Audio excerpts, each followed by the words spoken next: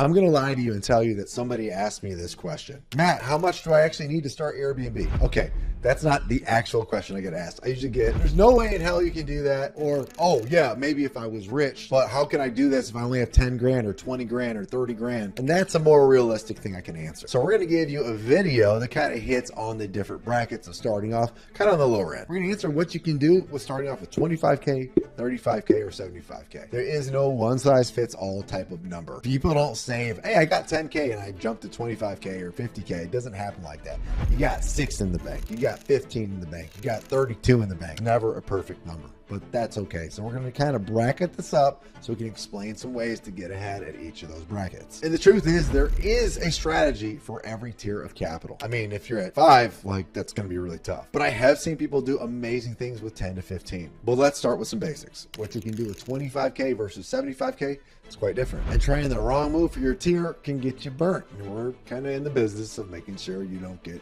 burnt. And by burnt, I mean burnt out of your mind, being so stressed because you don't know what the hell is going to happen, or burnt out of all the savings that you busted your tail to put together. So here we go. 3 tiers of savings: 25K, 50K, 75K. And we're going to give you the smartest STR move for each one. These aren't theories. We've used these. We've coached on these. I've used them. And I've proven every single one of those. And by the way, when I started, I was the 10 to 15K guy. Took some risks, but it worked. So tier 1. Flip to an STR light. If you've got 25K saved, your best move is probably not to buy. It's to control a property, or at least force equity through a light flip. So let's talk about flipping into an STR. Let's say we're buying kind of in a mediocre neighborhood. Not very exciting, but we can see there's some demand, either adjacent cities or whatnot, where people would probably stay, pay something, and it's a low risk buy. So we buy a $110,000 distressed ugly property. Hopefully you've got some contractors that you can trust that can come here and get this thing cleaned up in record time. If you don't got them, start hunting. So real quick, let's talk about buckets of capital, because you are going to need this now and forever. There are 3 buckets, and I got to walk every STR operator through them. There's your cash on hand, how much you actually have in the bank or direct access to. Could even be partner funds. Number 2 is borrowable capital. This could be from 0% interest credit cards that are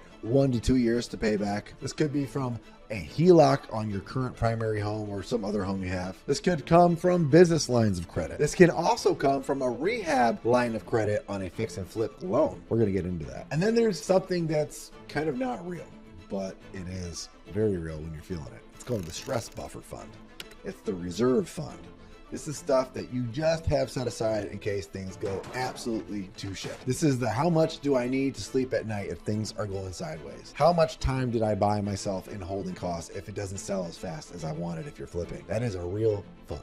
And you need to keep an eye on that. I think, oh, I've got 20K, I'm gonna spend 20K. No, you need to probably spend 15 of that 20K and have 5K in reserves, because STRs are seasonal. Guests are unpredictable, and good operators have to plan with margin. So the question isn't, can I afford this deal? It's sometimes, can I afford to recover if this deal goes sideways? So now we're gonna get into the option number 1, the 25K. I got 25K, what can I do with 25K, Matt? Because I think you're full of it. I think that anybody that says you can get started with $25,000 or less is full of it. There's no way it's possible. Well, it is.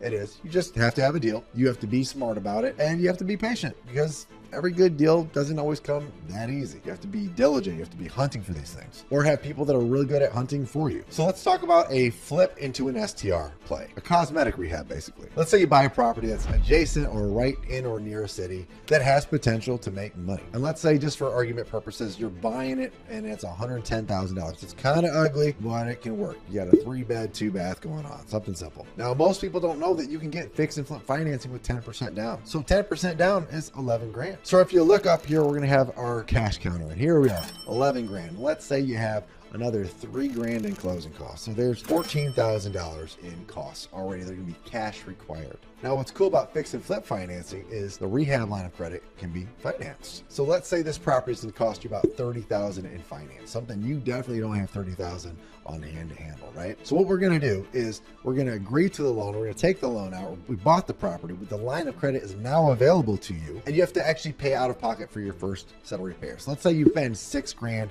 to get this thing going with the demo demo and just kind of rebuilding a couple things, getting the lawn cleaned up, $6,000 of your $3,000 is gone. And luckily, after your $14,000 of the $25,000 was eaten up, you still have $11,000. So now you drop the $6,000 to pay your contractors to make sure they're satisfied. Then you let the lender know you did your $6,000 worth of work. The lender goes, hey, I'm going to come out there and check out the property in the next 2 days.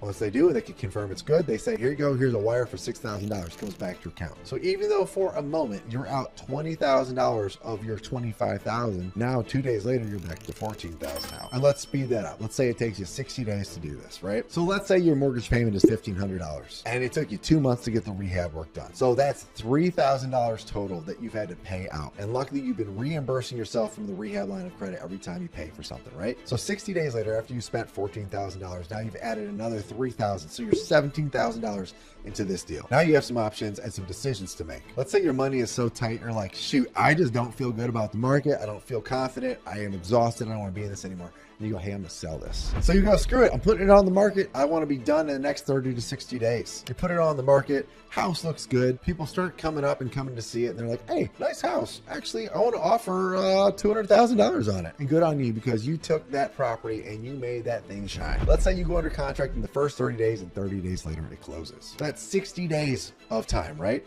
So you have 2 more mortgage payments you had to make, another $3,000. So instead of $17,000, you're at $20,000 of your $25,000 spent. And now it's time to sell it, right? You go to the closing table and guess what? You probably had costs associated to this. Between taxes and fees and commissions, let's say it was 10% less. So $20,000 off of that $200,000 is $180,000. And right now you have a loan to pay off of $140,000. So if you sell in this moment, you're looking at a $40,000 net at sale. Now, mind you, you got to add back about $6,000 in holding costs in between then, right? Because from the day you bought it to the moment you closed, it was 4 months total. So what's your actual net? $34,000. Now, I don't know about you, but if I can make $34,000 every 4 months on a side project, pretty good with that. And I think you would be too. So if you netted $34,000 and all of your money out was $20,000, and you actually didn't even hit $25,000 in spend, so you had $5,000 in buffer that whole time. Not so bad. If you make $34,000 every time you spend $20,000, it's a really good return. That's 170% return on your money.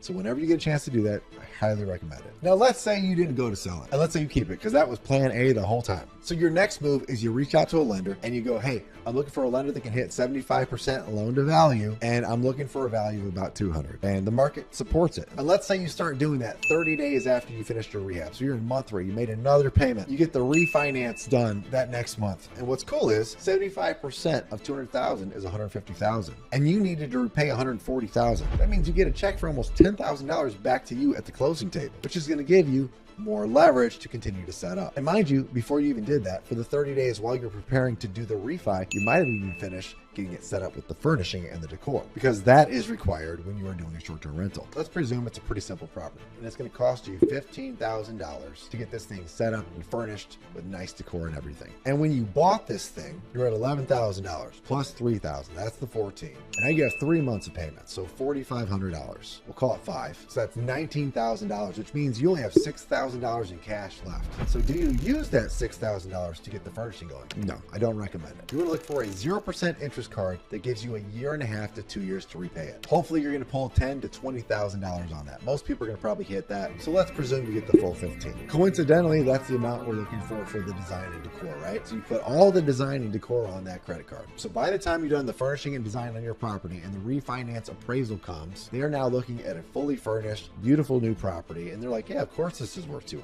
What people don't realize is when you actually design a property nicely, you put good furniture in there, it actually improves the overall essence of the property. It feels elevated. That's why when an appraiser walks in there and no, those things aren't affixed to the property, they still go something special and nicer about it. So if they're in between giving you a little bit of a credit between $195,000 in value and $200, they're gonna go, it's a pretty nice house. Something special about it.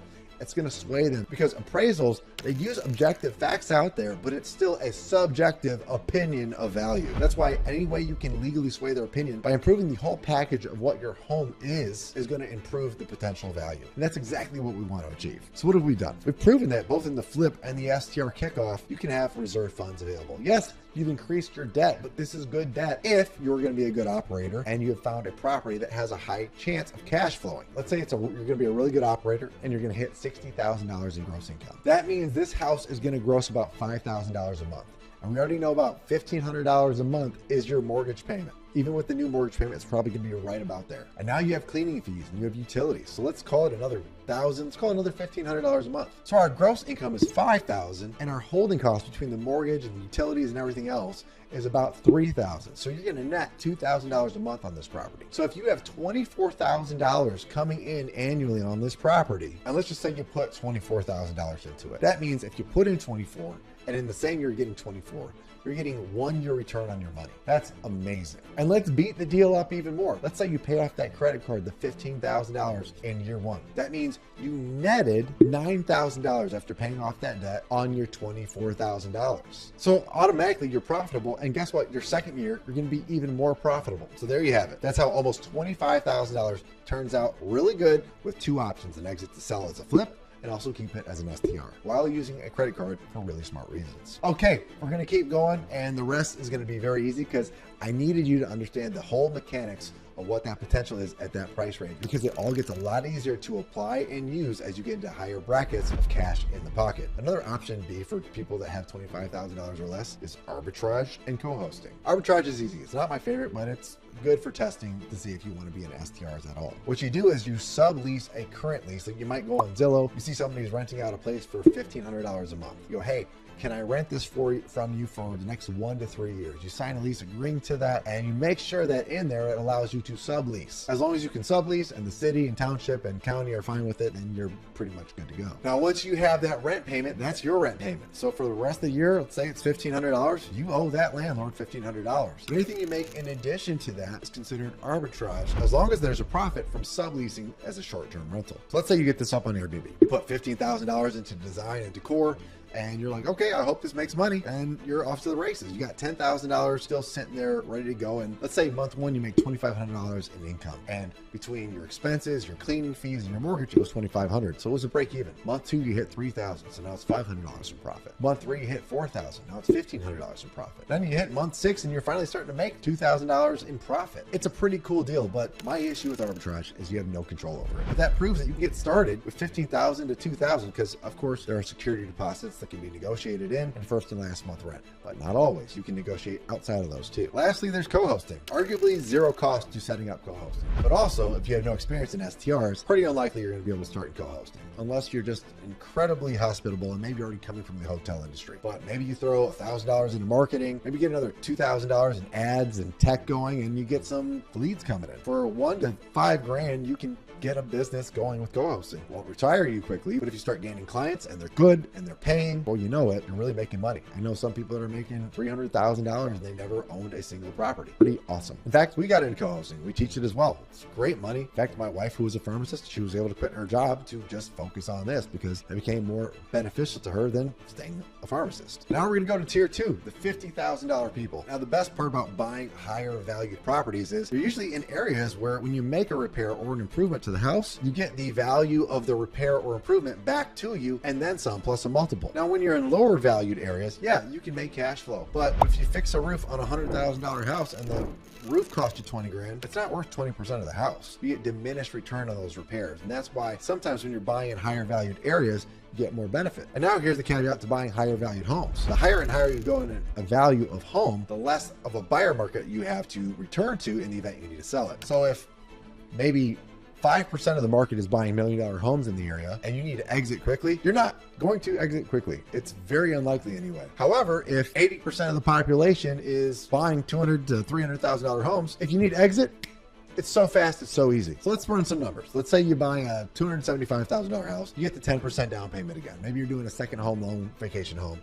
That's an option. Worst case, there's the STR, and that's 15%. So that's $27,500. Let's call it 30 grand with fees. Then you get 15K in furnishings going. Now you could put this on a credit card or you can pay the cash. It's your call. We already told you about what to do and not to do, but your call. So that's $45,000. That only leaves you with about $5,000 in reserves. And now if the income and everything else is going pretty well, on this deal, it can make you about $1,200 net in income per month. That could lead to a 32% cash on cash return. Again, if you put in $100, it's saying that you're getting $32 per year back. So for every $100 in, here's 32. And again, when it comes to cash on cash as a metric, most people will do any deal that gets them 10% guaranteed every single time. So if you're at 15, 20, 25, 30, it gets really enticing. And let's say you do a flip. Let's say you bought it at $135,000, you put $40,000 in rehab. And let's say you did a mid-size flip. Again, it's the same mechanics as the first example. You're just using bigger numbers. And the cool part about being in the mid-size range is there's usually healthier, better demand. People that have the money and really want to buy. Sometimes when you're in that entry-level home, you have people who are going to kick the tires on your house a little bit more, and if you didn't do a great rehab, you're going to feel it. Now, overall, I personally stick to the mid-size and the upper-end luxury market. Not too luxury, though, because I never want to feel like I can't find a buyer. Mid-size has been great. We did a flip that netted us almost $60,000 last year, and that funded all the baby food and crackers and diapers we needed for this last year. It was awesome. Now, when you start getting into the $75,000 tier, it does open up a couple other avenues, more than a couple. You get to buy in sometimes A-market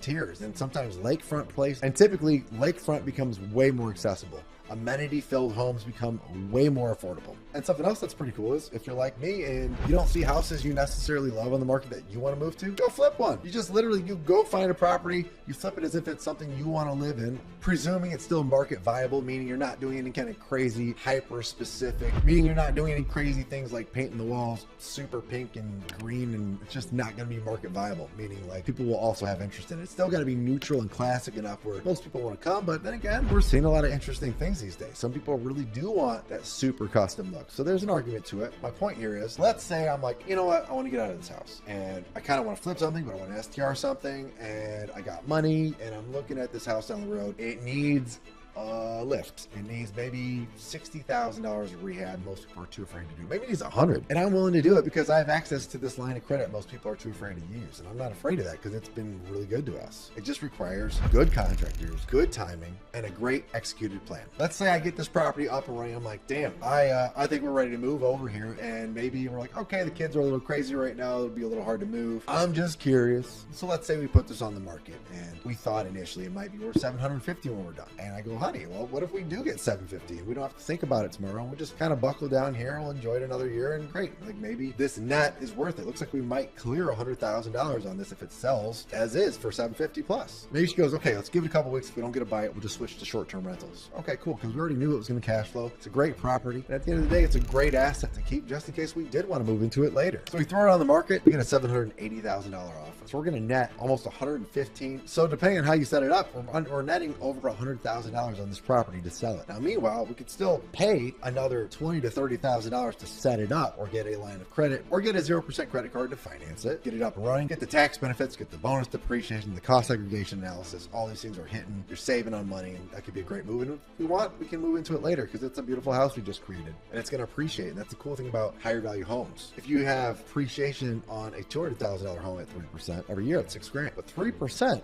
on $1 million, that's $30,000. You can see how that scale gets pretty interesting just holding higher value assets, especially when you have faith in the market because it's producing great results. What I'm trying to show you is you don't have to chase doors. You don't have to chase buying a bunch of houses. You aren't always as limited as you think. There's ways to make things move when you use the tools that are available out there, but most people are afraid to use them, or they're not in a room that can explain how to use them effectively. We use this stack of tools for us and our students so everybody is growing and winning together, because I'm telling you, when you're in a room of people that are all getting the same results and they're all growing together and it's changing their lives, it's freaking awesome. It is absolutely the coolest thing. I hope everyone gets a chance to try it. You should too. So how much do you really need? The real question is, what's the right move that we can make with our capital currently? What can we do with the assets in our hands that can make some moves for us for the better? Sometimes those same people liquidate their 401ks or part of it because they get more tax benefits for having done it and created more income. Well, that's for a whole other video and a whole other day, because I am done recording for today. So as a recap, 25K, 50K, 75K. You definitely might be a little more limited with the 25K, but you can still do other things to get into this business. Co-hosting, arbitrage, a lighter flip. 50K, 75K, your options open up pretty quick, especially if you have the right tools. If you have questions, DM me what your tier is. Tell me where you're standing, I'll tell you what I think you should do. And I hunt for deals every day. So if I have a property that makes sense for where you are at, I'll just send it over. We hunt for deals all day long in our mastermind. And sometimes there's some good ones that get left over because we're so busy taking action on the ones that are the best. You don't have to have access to the best, but even getting in front of good deals will change your life. And again, if you end up joining one of the best communities out there, you're going to get access to the best. This is how you build with belief, not burnout. Drop me a comment if you like this video, and of course, I always appreciate a subscribe. So go ahead if you haven't, and we'll see you in the next video.